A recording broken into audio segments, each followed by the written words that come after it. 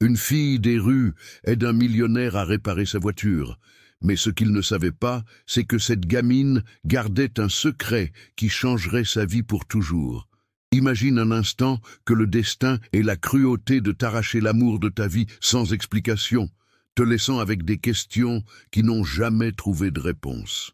Maintenant imagine que des années plus tard, au moment le plus inattendu, une gamine inconnue apparaisse devant toi, portant au doigt la bague que tu avais toi-même dessinée pour cette femme qui avait disparu de ta vie. Voici l'histoire d'Antoine, un entrepreneur à succès qui croyait avoir enterré son passé, jusqu'à ce qu'une rencontre fortuite dans les rues de Paris le confronte à une vérité aussi douloureuse que révélatrice. Une vérité qui implique conspiration, trahison et un réseau de mensonges qui a séparé un père de sa fille pendant 11 longues années. Mais attention, parce que rien dans cette histoire n'est ce qu'il semble. Chaque réponse qu'on trouvera ouvrira 10 nouvelles questions. Chaque personne en qui on aura confiance pourrait être notre pire ennemi. Et chaque moment d'espoir sera accompagné d'une révélation qui nous brisera le cœur. Préparez vos émotions, parce que ce que vous êtes sur le point de découvrir vous mènera de la plus profonde indignation aux larmes de la victoire la plus douce. C'est une histoire sur le pouvoir de l'amour véritable, sur la justice qui parfois tarde mais ne fait jamais défaut, et sur comment le destin a des façons mystérieuses de réparer ce que le temps et la méchanceté humaine ont détruit. La question qui vous poursuivra dès le premier moment est simple, mais dévastatrice. Si vous étiez Antoine, jusqu'où seriez-vous prêt à aller pour récupérer ce que vous n'avez jamais su que vous aviez perdu? Ce matin-là, le soleil tapait fort sur le béton chaud de Belleville. L'air sentait l'essence, les crêpes et cette désespération que seuls connaissent ceux qui se battent jour après jour dans les rues de Paris. Antoine Moreau conduisait sa Mercedes noire par un itinéraire qu'il évitait normalement, mais les embouteillages du périph' l'avaient obligé à prendre ces rues. Il venait de sortir du Père Lachaise, où, comme chaque dimanche, il déposait des fleurs sur la tombe de sa femme. C'était un rituel vide, mais ça le calmait. Le moteur a commencé à faire un bruit bizarre. Puis, la fumée. « Putain !» a-t-il murmuré en se garant devant un stand de marron chaud. Le capot fumait comme une poêle. Il est sorti de la voiture, examinant le moteur avec la frustration de quelqu'un qui n'a pas l'habitude que les choses tombent en panne. Les chaussures italiennes qu'il portait coûtaient plus que ce que beaucoup de familles de ce quartier gagnaient en un mois. Entre l'agitation des vendeurs ambulants et les klaxons constants, une voix claire lui est parvenue. « Elle est en panne, hein ?» Il s'est retourné. C'était une gamine maigrichonne, d'environ 11 ans, avec les cheveux en bataille et pieds nus. Elle portait une boîte en carton pleine de chewing-gum et de bonbons. Ses vêtements étaient propres mais reprisés, et elle avait ses yeux vifs de quelqu'un qui a appris à survivre depuis petit.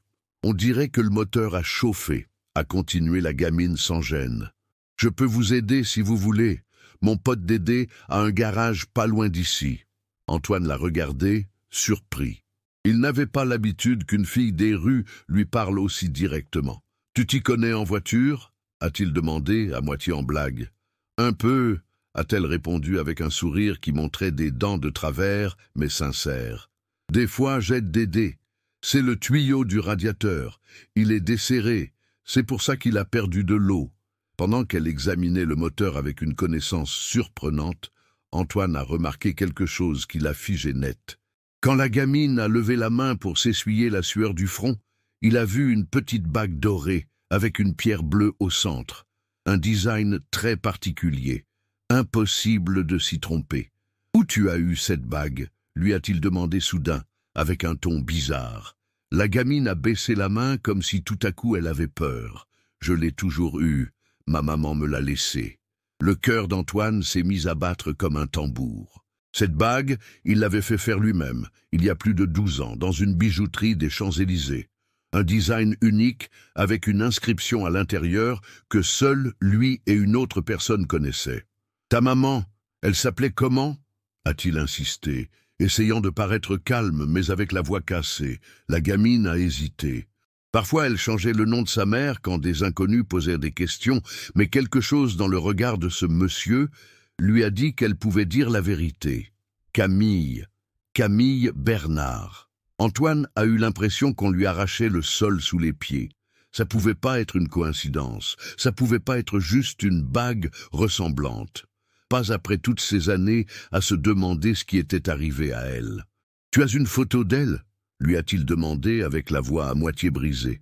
La gamine a fouillé dans sa boîte et a sorti une petite photo abîmée, pliée au coin. C'était une femme qui souriait, les cheveux longs, les grands yeux, la bouche en forme de lune. C'était elle. Antoine l'a reconnue immédiatement. Camille, la femme qui lui avait brisé le cœur sans prévenir il y a tant d'années. Celle qui avait disparu un jour en laissant juste un mot qui disait « Désolé, mais je peux pas rester. » « Comment tu t'appelles, petite ?»« Emma. Et vous ?»« Antoine. » Ses mains tremblaient en tenant la photo. « Emma, ta maman. Elle n'est plus avec toi ?»« Non, monsieur. Elle est morte quand j'avais 8 ans. Elle était très malade. » Antoine a fermé les yeux. Camille était morte et il ne l'avait pas su. Il n'avait pas pu lui dire au revoir. Il n'avait pas pu lui dire qu'il l'avait cherchée. Il n'avait pas pu savoir pourquoi elle était partie. « Tu vis avec qui maintenant ?»« Avec Madame Françoise. Elle s'occupe de moi depuis que ma maman est tombée malade. »« Françoise, c'est de ta famille ?»« Non, mais elle dit que maintenant je lui appartiens. » Ce dernier mot, « appartient », lui est tombé dessus comme un seau d'eau froide. Aucun enfant n'appartient à quelqu'un de cette façon. « Emma, ta maman t'a déjà parlé de quelqu'un qui s'appelait Antoine ?» La gamine l'a regardé avec surprise. « Oui, des fois, elle disait qu'elle connaissait un Antoine qui était très gentil, que si un jour elle le retrouvait, peut-être que les choses seraient différentes. » Le trafic continuait à couler, mais pour Antoine le monde s'était arrêté. Antoine n'avait pas pu dormir depuis 3 jours. Les mots d'Emma résonnaient dans sa tête comme un écho dans une cathédrale vide. Il avait gardé son numéro de portable et lui avait donné assez d'argent pour qu'elle n'ait pas besoin de vendre des bonbons pendant 1 semaine, mais ça calmait pas la tempête dans sa poitrine. Ce matin-là, depuis son bureau à la Défense, il a appelé Laurent Dubois, le meilleur enquêteur privé qu'il connaissait. Un ex-flic qui se consacrait maintenant à résoudre des affaires que les autorités ne pouvaient pas ou ne voulaient pas traiter. « J'ai besoin que tu trouves des infos sur une femme, Camille Bernard. Elle est morte il y a quelques années, mais je ne sais pas quand ni où. » 3 heures plus tard, Laurent l'a rappelé. « Chef, j'ai trouvé l'hôpital où Camille est morte, hôpital Saint-Antoine. Mais c'est très bizarre.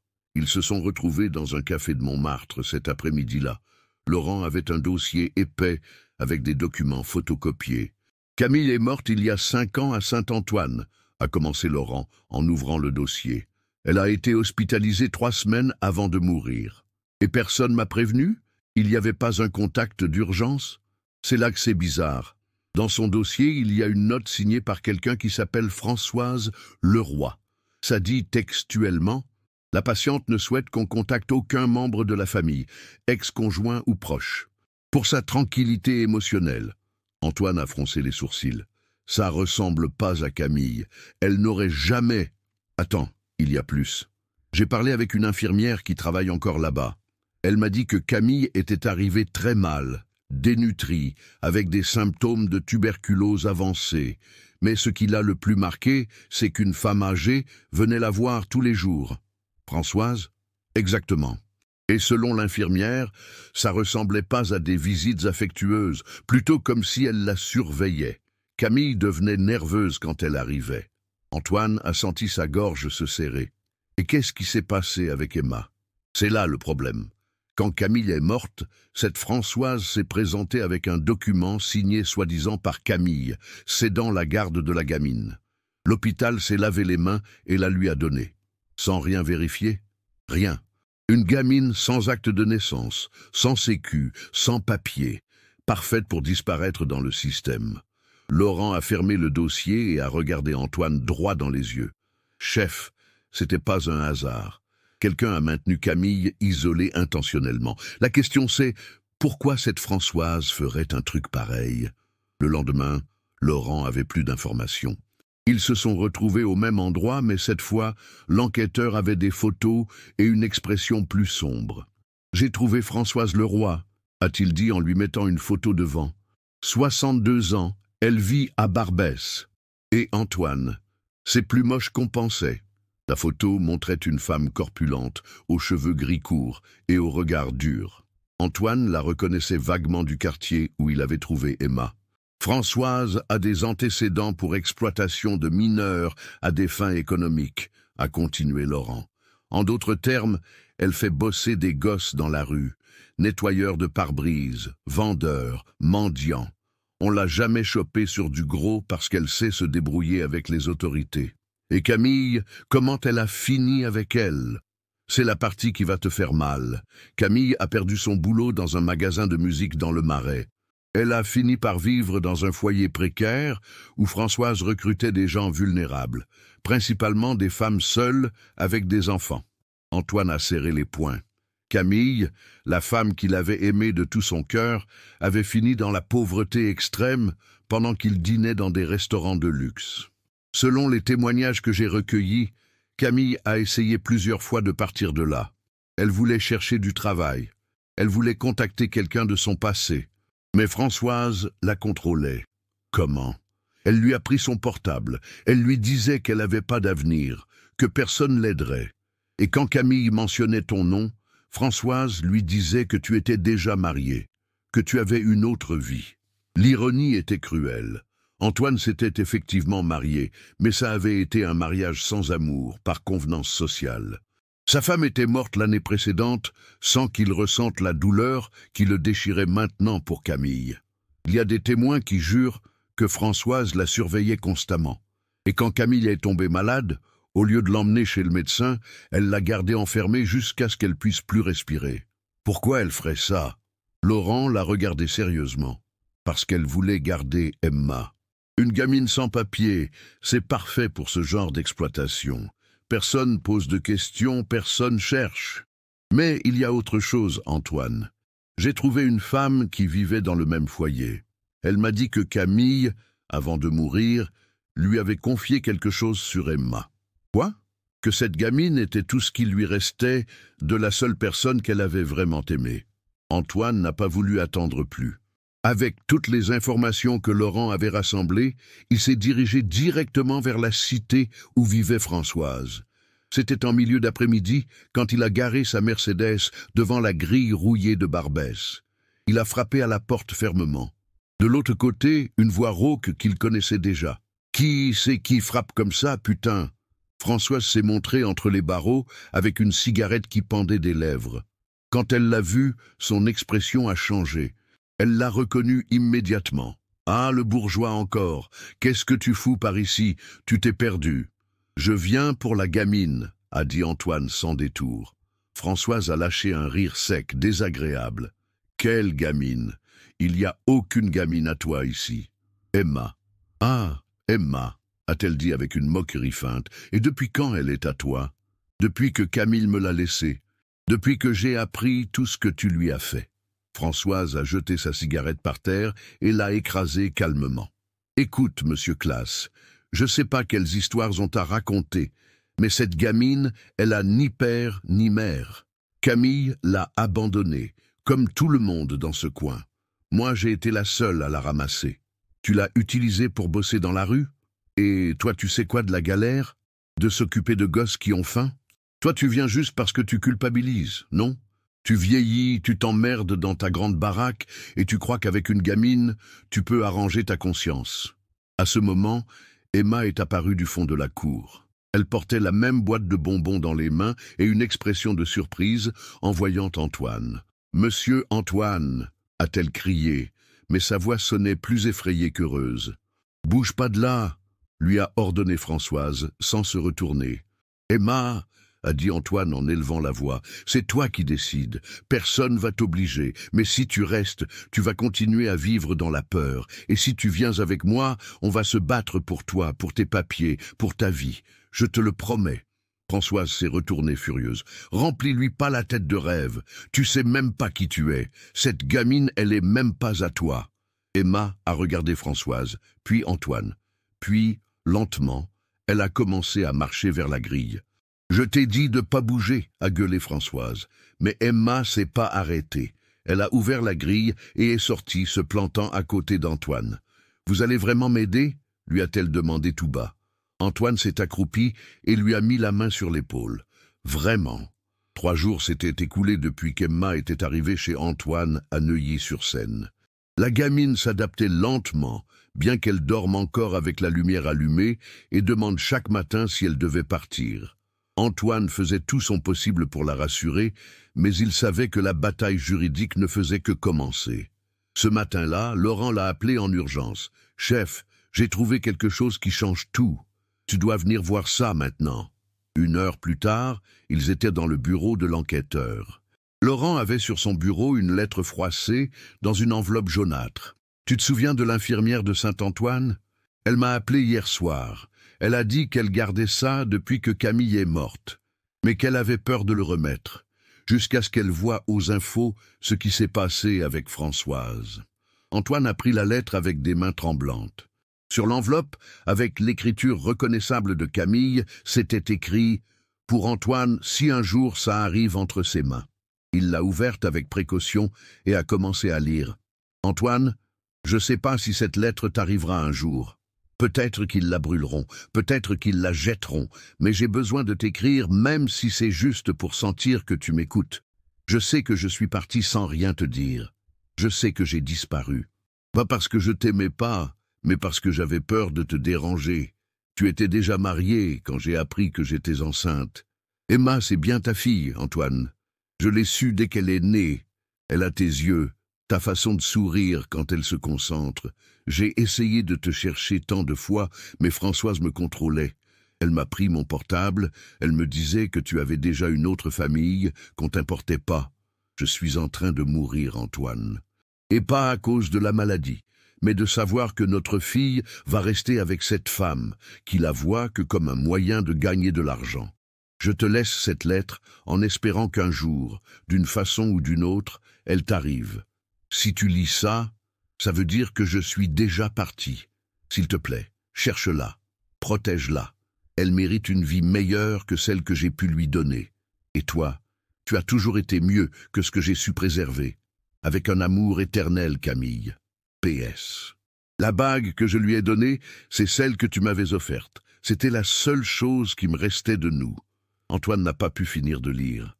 Les larmes lui embuaient la vue et le papier tremblait dans ses mains. « Laurent, a-t-il dit avec une voix brisée, Emma, c'est bien ma fille. Je le savais. Personne se bat comme ça pour un étranger. Mais alors, pourquoi Françoise est si sûre qu'elle peut me battre? Qu'est-ce qu'elle cache encore ?» Antoine avait décidé qu'il avait besoin d'aide juridique pour formaliser la garde d'Emma.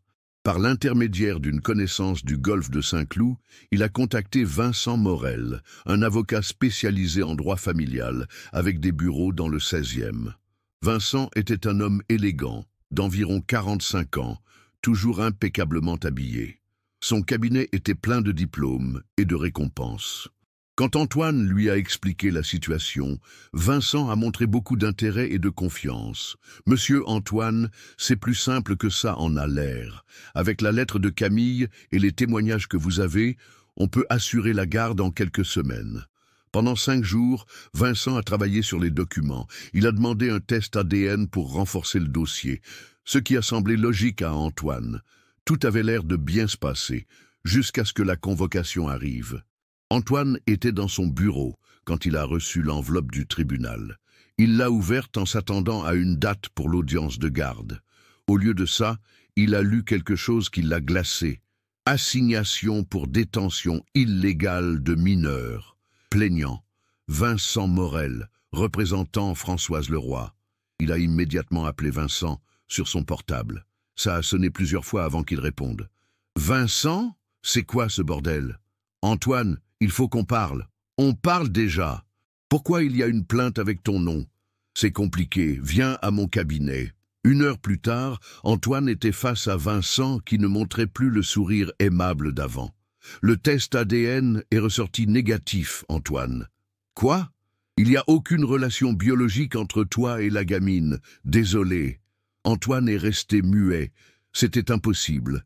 La lettre de Camille était claire. « Ça doit être une erreur. J'ai besoin d'un autre test. »« Non, Antoine. Ce que tu as besoin, c'est de comprendre que tu t'obsèdes sur un fantasme. Cette gamine, elle n'est pas à toi. Et alors pourquoi tu représentes Françoise? Vincent a soupiré. Parce que quelqu'un doit protéger cette mineure d'un homme qui est clairement perturbé. Ton comportement est inquiétant. Mon comportement? Tu es mon avocat. J'étais ton avocat. Mais ma responsabilité éthique, elle est avec la vérité et avec le bien-être de cette gamine. Antoine s'est levé furieux. Vincent, qu'est-ce qu'ils t'ont fait? Combien ils t'ont payé? Personne m'a payé, j'ouvre juste les yeux quand c'est nécessaire. Ça va pas en rester là. Antoine, tu as 48 heures pour remettre la mineure au service de protection de l'enfance. Si tu le fais pas, tu feras face à des accusations d'enlèvement. Antoine savait que quelque chose clochait. La trahison de Vincent était trop soudaine, trop coordonnée. Après avoir consulté Laurent, ils ont décidé de tendre un piège. Le lendemain, Antoine a appelé Vincent. « Je veux te parler avant de rendre Emma. On peut éviter que ça devienne un scandale. » Ils se sont donné rendez-vous au restaurant du Bristol.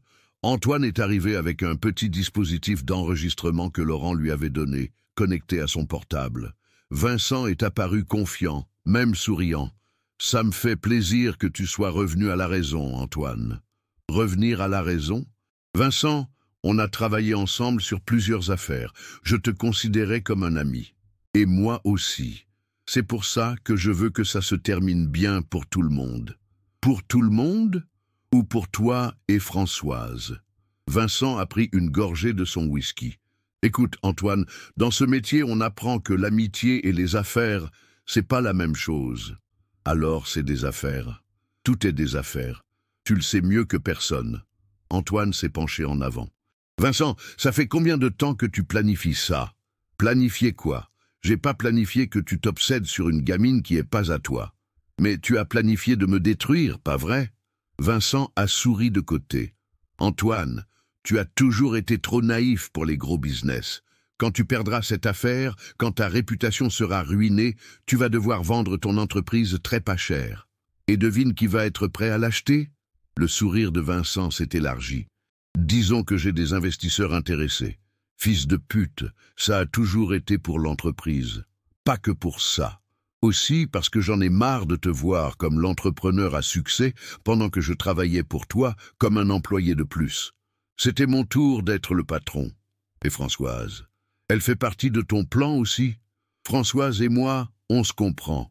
Elle avait besoin de protection juridique. Moi, j'avais besoin que tu tombes. Échange équitable. Tu sais que cette femme exploite des gosses? Je sais que c'est une femme qui survit comme elle peut dans un pays pourri.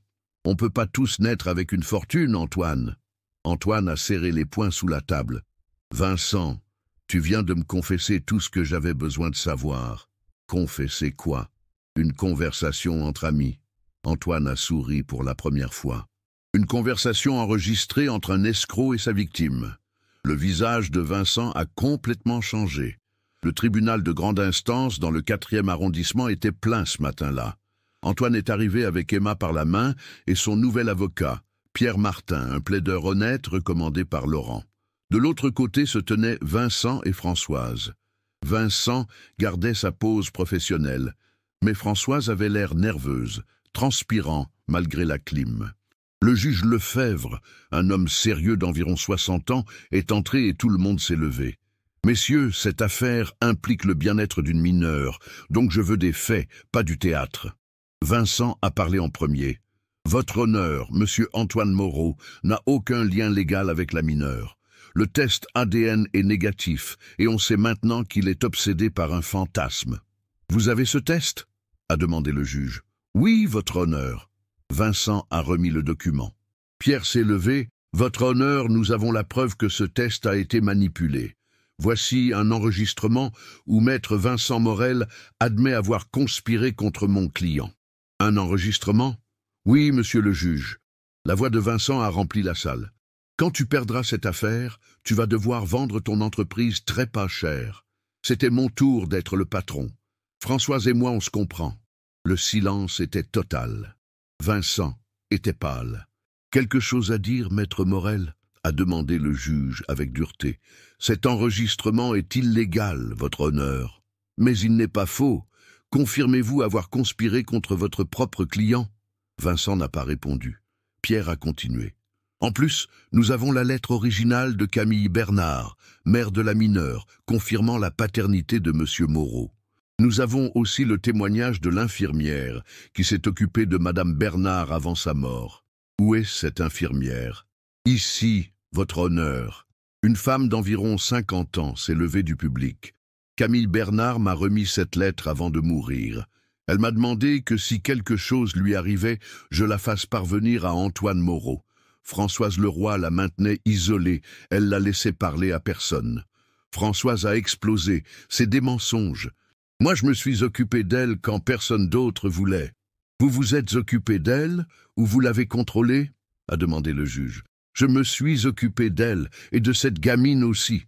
Madame Leroy, j'ai ici un dossier avec vos antécédents pour exploitation de mineurs. Emma travaillait pour vous? Françoise s'est tue. Le juge a fermé son dossier. J'en ai assez entendu. Vincent Morel, vous êtes en état d'arrestation pour entrave à la justice. Françoise Leroy, pour exploitation de mineurs. La garde d'Emma est accordée à Antoine Moreau. Antoine a serré Emma dans ses bras, qui pleurait de soulagement. 2 semaines plus tard, la maison d'Antoine à Neuilly avait complètement changé. Les couloirs résonnaient maintenant de rire et de pas légers. Emma avait commencé l'école, et chaque après-midi, elle revenait en racontant des histoires de ses nouvelles copines. Ce soir-là, pendant qu'il dînait des croque-monsieur qu'Antoine avait appris à faire, même s'ils étaient un peu cramés, Emma la regardait avec ses yeux qui ne montraient plus de peur. « Papa Antoine, je peux te demander quelque chose? » « Bien sûr, ma puce. Je peux t'appeler juste papa? » Antoine a senti son cœur se ramollir. « Bien sûr que oui, ma fille. Et c'est vrai qu'on peut plus me prendre? » « C'est vrai. Plus jamais. » Emma a souri et a continué à manger. Sur la table, il y avait des dessins qu'elle avait faits à l'école. Une maison avec 2 silhouettes qui se tenaient la main sous un soleil jaune. Cette même nuit, quand Emma dormait déjà, le facteur est arrivé avec une enveloppe sans expéditeur. Antoine l'a ouverte, curieux. « Monsieur Moreau, je ne sais pas si je devrais écrire ça, mais je peux plus supporter le poids. Je travaille dans le labo où le premier test ADN a été fait. Un homme m'a payé pour changer les résultats et les rendre négatifs. Il m'a menacé si je le faisais pas. Quand j'ai vu aux infos tout ce qui s'est passé, j'ai compris que j'avais séparé un père de sa fille. J'ai aucun moyen de vous le prouver. Mais le premier test était faux. Emma, c'est bien votre fille biologique. Je voulais juste que vous sachiez la vérité. » Une technicienne repentie. Antoine est monté dans la chambre d'Emma. Il l'a trouvée endormie, serrant dans ses bras l'ours en peluche qu'il lui avait offert. Il s'est assis au bord du lit et lui a caressé les cheveux. « Ma petite, » lui a-t-il chuchoté, « peu importe ce que disent les tests ou les papiers, tu es ma fille parce qu'on l'a décidé tous les deux. Parce que ta maman nous a connectés, parce que l'amour n'a pas besoin de certificat. » Il a fermé les yeux, et pour la première fois depuis des années, il s'est senti complet. Le lendemain, Emma s'est réveillée tôt, et a couru à la cuisine où Antoine préparait le petit-déj. « Bonjour, papa ?»« Bonjour, ma puce. Tu as bien dormi ?»« Oui, j'ai rêvé de maman Camille. Elle m'a dit qu'elle était heureuse parce que je suis plus toute seule. » Antoine l'a serré fort. « Tu seras plus jamais toute seule, Emma, je te le promets. » Et dans cette promesse, scellée avec des larmes de bonheur, une nouvelle histoire a commencé. Une où l'amour véritable trouve toujours un moyen de triompher.